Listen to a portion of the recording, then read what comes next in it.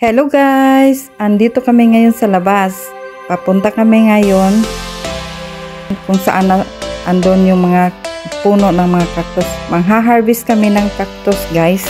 Kasama ko yung aking kasama na sa unahan, nauna sa kanyan. Papunta kami doon para mang-harvest para madalhin namin sa Angkara. Dito guys, yun yung mga garden na guys. Ang ganda ng mga bulaklak nila dito. Masarap sa mata tingnan. Ito yung first location ng cactus. Wow, ang daming bunga. Ang ganda talaga guys. Nako, ang daming damo. Grabe, ang taas ng mga damo dito. Naghahanap kami ng madaanan papunta doon sa puno na yan. Pero at least nahanapan namin ng paraan. At gumamit kami ng parang kahoy para kuha lang yung mga bunga na yan, kasi kung maidikit yung balat mo dyan guys, sigurado babaon ang mga tinik sa balat mo. Ayan, nakakuha kami dito. Tapos tingnan mo guys, hindi bang ganyan manguha niyan, oh. Ito'y bakanting luti guys ha, hindi namin tanim to. Malaya ang lahat kumuha ng mga cactus dito, basta nasa bakanting luti lang. Ayan, nakakuha kami dito. 2 plastic bag ang nakuha namin dito guys. Nagtiyaga talaga kami para makakuha lang. Sigurado ako matamis talaga dito guys. Ay, naglalakad kami papunta doon sa another location. Tingnan mo yung nakikita ko guys. Ang ganda ng mga bulaklak dito guys. Nakakaaliw tingnan. May nakita pa ako dito. Yan oh. Parang sa ilog na damo. Ang ganda pala itanim yan. Dito ang ganda ng mga bulaklak nila. Matitingkad ang kulay. Yan mo guys oh. Mga bugambilla iba-ibang kulay.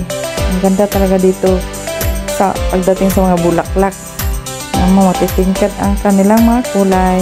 Ako bumaba na sa hagdanan guys, iniwan ko lang sa taas yung aming 2 plastic bag na nakuha sa unang location. Titinan ko muna yung pangalawang location kung saan yung cactus na puno, kasi last 2 years ago may nakita ko doon na inabandona nila. Check ko lang kung nandoon pa, kasi baka pinutol na nila. Dito guys, grabe ang init ngayon. Grabe, nakakasunog ng balat ang init guys. Nakakaano sa balat, lalo akong naging itim dito. Anyway, no matter kung anong itim-itim na yan, sulong pa rin, manguha pa rin ako ng cactus. Tingnan mo yung mga kapaligiran guys, puro hagdanan, pero magaganda. Tingnan mo bulaklak nila oh. Ang ganda. Ako pababa kasi nasa baba yung nakita kong puno. Off, mali yung aking direction. Hindi dito. Titihan ko doon. Off, andun pala sa kabila.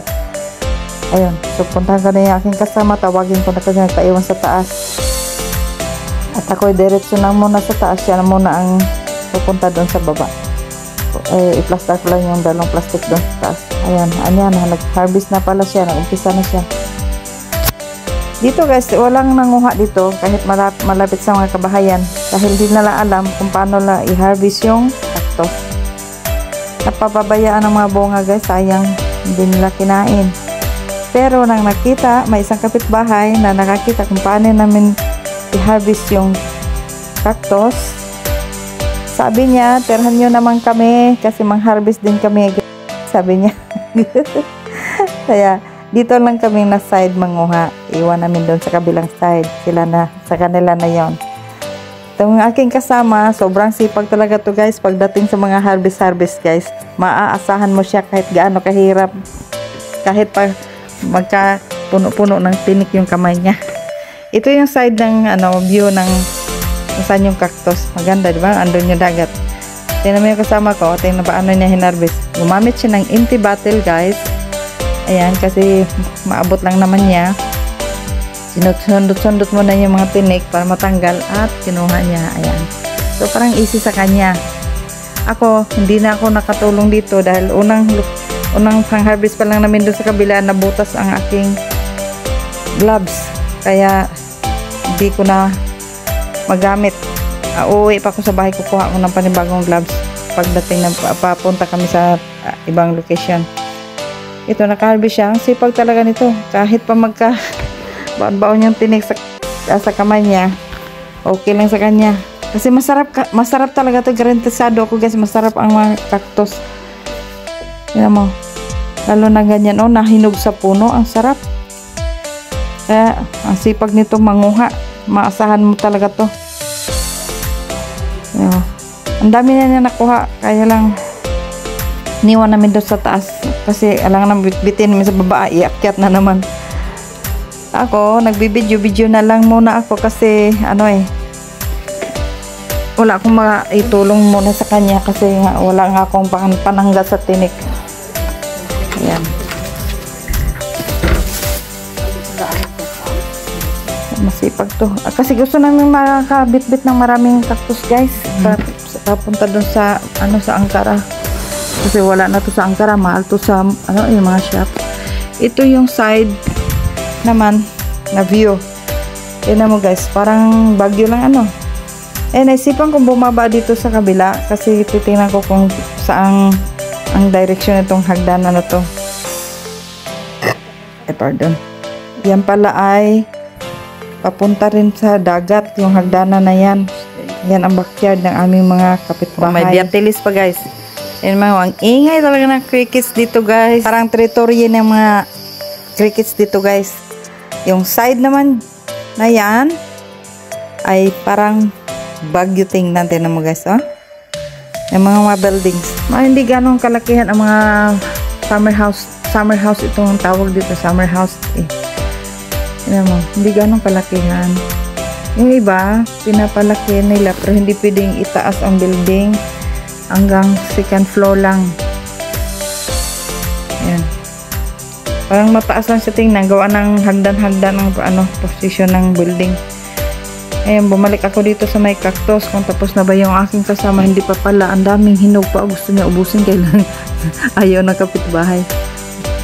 Sabi niya, tirhan daw siya kasi manguha din daw siya, gusto din daw niya. At naglalakad na kami papunta doon sa pangatlong location. Guys, nakita nyo yan, pomegranate yan, guys, mga tanim ng aming kapitbahay. Yan mga prutas. Masisipag din sila magtanim ng mga prutas sa paligid, guys, sa kanilang backyard. Di ko alam, yata yan, parang mandalina. Yan, papunta kami doon sa taas. Akyat na naman kasi hagdanan. Nandito na kami sa third location, guys. Ito ay yellow-green ang bunga, pero parang naunahan kami ng pag-harvest kasi wala siyang gaanong lutong na hinog sa puno. Meron man nasa gitna yung hindi nila maabot, pero may nakuha pa rin kami dito, guys, kasi yung hinog-hinog na rin yan, matamis na rin, tinikman namin. Sarap, kahit parang yellow green ang kulay niya pero mas matamis siya, guys. Kaya pwede na rin bitin ito sa Ankara. Ako yan, tingnan mo, nanguha. Nasa baba ko, yung kasama ko talaga hindi niya tinantanan hanggat hindi niya makuha doon sa gitna kasi talaga sa gitna. Ang daming bunga. Tsaka mahirap kasi position kasi rolling siya, guys, napaka slope. Mahirap manguha, pero nakakuha pa rin kami dito kahit paano. Ang bilis kasi manguha yung aking kasama. Ako dito na ako sa baba. Ayan. Mabagal ako manguha pagka ganyan, mabagal ako mang-harvest. Pero yung kasama ko, bilis. Kasi nasanay pala siya sa ganito doon sa dati niyang amo sa Europe banda, na ito daw ang unang product sa pinuntahan nila, product daw ng lugar na yan. Kaya natuto siya nagturo sa akin na ganyan ang paano kunin, paano kakain, ganyan. Akala ko talagang bulaklak lang to yung pala edible pala to, makain pala. Yung guys, i-view ko itong sa nasa taas kami, nasa baba yung kalsada. Kailangan pa agyatin, guys, ayun dagat, yan ang kalsada, yan mo. Pero hindi namin niinda yung hirap, talagang nanguha pa rin kami, ang sipag namin manguha.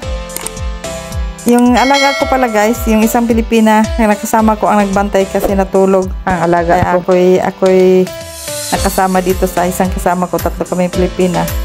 So siya muna nagbantay doon habang tulog. Akong sumama, yung kasama ko nasa gitna na. Kasi paggising yun, hindi ako pwedeng lumabas Hindi ako pwedeng lumayo sa alaga ko. Kaya sinamantala ko na habang tulog siya. Yung kasama kong Pilipina ang nagbantay. Ayan. Kunwari ako nang harvest, pero ang bagal ko talaga. Hindi ako marunong gaano manguha. So, sana nag-enjoy kayo sa aking video, guys. Ito na, kiniskis ko na aking kasama yung mga tinik. Kinuha na niya yung mga tinik.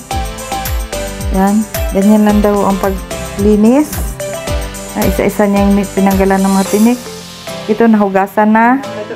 At ready to eat na siya. Pwede mo lang kainin or pwede siyang ilagay muna sa freezer. Yan. Yan ang nakuha namin, guys. Marami din na nakuha namin sa araw na to. At pinatuyo muna namin. Pinadrain after nahugasan bago ilagay sa freezer. Ayan, kumuha na ko ng isa para i-try kong buksan. Kung gusto ko nang kumain, din ako makahintay ng palamigin pa kasi nauhaw ako. Ang sarap kumain kasi juicy ito, guys, eh. Yan, minustra ko kung paano balatan. Tinignan ako ng kasama ko, mali daw yung way ko yung pagbalat. Tingnan nyo, guys. Yan, ang sarap talaga tingnan. Pula muna itong kulay muna ang kanyang nilinis. So, ayan, ako yan, nagbabalat na ako dito. Mali yung aking way. Ayan, mali. Hindi pala ganyan. Kaya kinuha ng aking kasama, tinuruan niya ako kung paano. Parang manggalan daw. Ganyan, hiwain lang daw sa gilid. Yan. Yan ang turuin sa akin, hiwain sa gilid. Siya nga pala, guys, huwag kalimutang mag-subscribe, like, and share. Comment below, guys, kung anong komento nyo. Parang gilitan mo lang, islit mo lang sa gilid. Tapos ganyan. Tanggalin mo yung balat.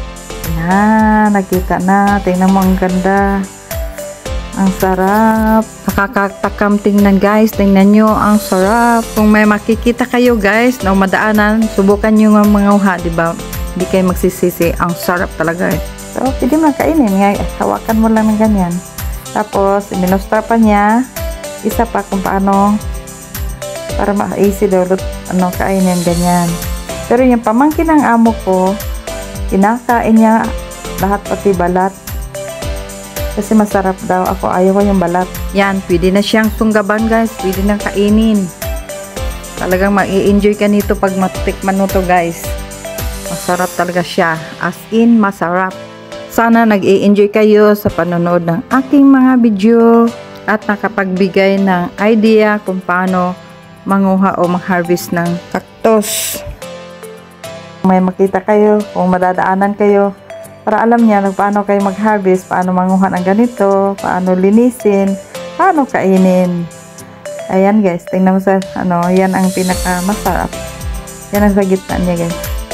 Kinakain namin yan. Hanggang dito na lang, guys. Sana okay lang kayo kung saan man kayo naroroon. At sana nag-i-enjoy kayo sa panonood ng aking mga video. Bye!